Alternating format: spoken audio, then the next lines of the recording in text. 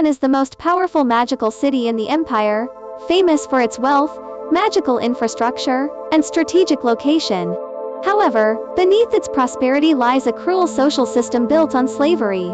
The protagonist, a nameless female slave, serves the weather mage Nemus, a member of the city council. Gifted with extraordinary magical talent, she has spent her entire life under the control of a magical slave collar that suppresses her will and forces obedience. The story begins with another humiliating encounter between Nemus and the slave.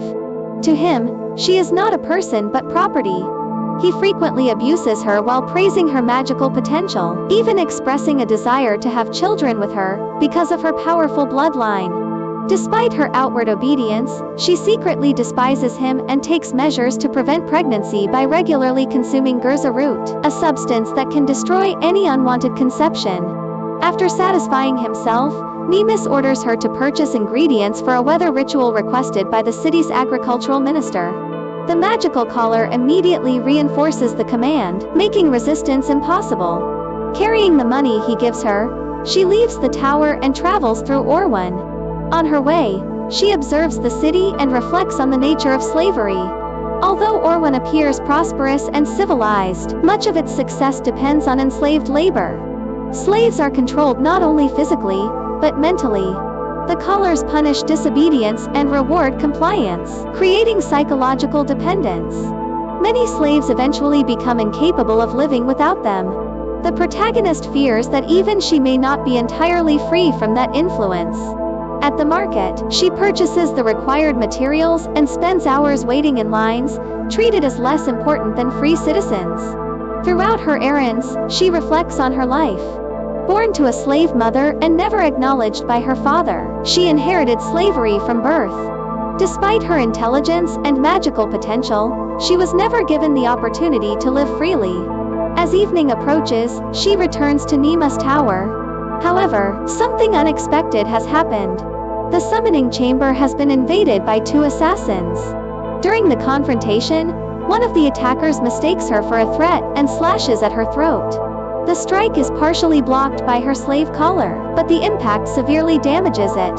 The distraction gives Nemus enough time to kill both assassins with powerful magic.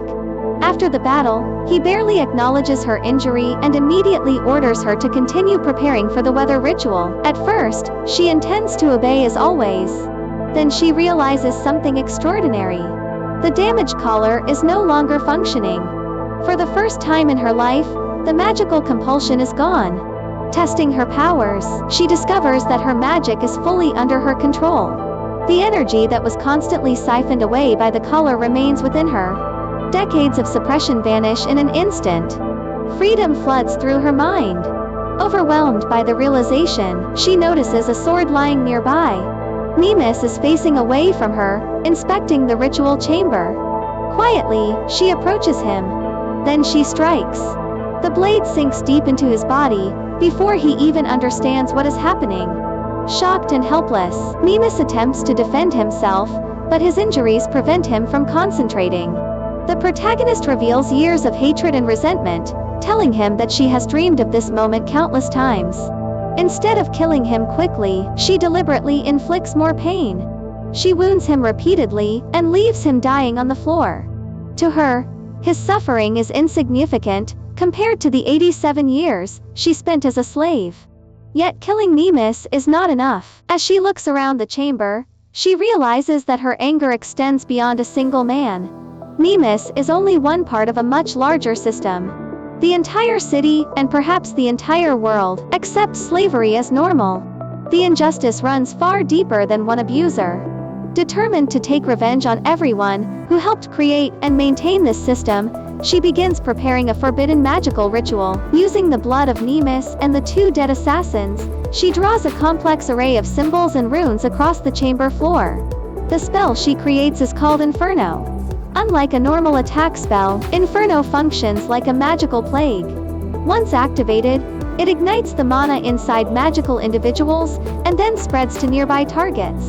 As long as enough people possess magical power, the chain reaction continues. Orwan is the perfect environment for such a disaster. The city contains countless mages and magical citizens living close together. If the spell begins there, it could spread uncontrollably before anyone realizes what is happening. As she completes the ritual, the dying Nemus notices a flaw. He warns her that the spell has no ending condition. Once released, it may continue indefinitely. She dismisses his concerns. In her mind, the city deserves destruction. Feeding her own mana into the ritual, she activates the spell. The magical circle ignites beneath her hands. Flames consume the corpses in the chamber, including Nemus. Outside, the fire spreads from victim to victim as the magical infection races through Orwan. The city begins to burn. The protagonist remains at the center of the ritual despite the intense heat. Her hands are badly damaged, and the flames threaten to consume her as well. Yet she refuses to stop. Watching through the broken window, she sees blue fire appearing throughout the city.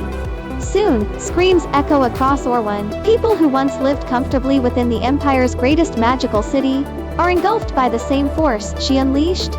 Buildings blaze, magical energies erupt, and chaos spreads in every direction.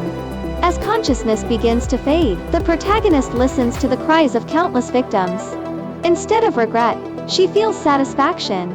After a lifetime of oppression, she has finally taken action against those she believes are responsible for her suffering. With her strength exhausted and the city collapsing around her, she smiles and whispers her final wish: burn, Orwan. Burn.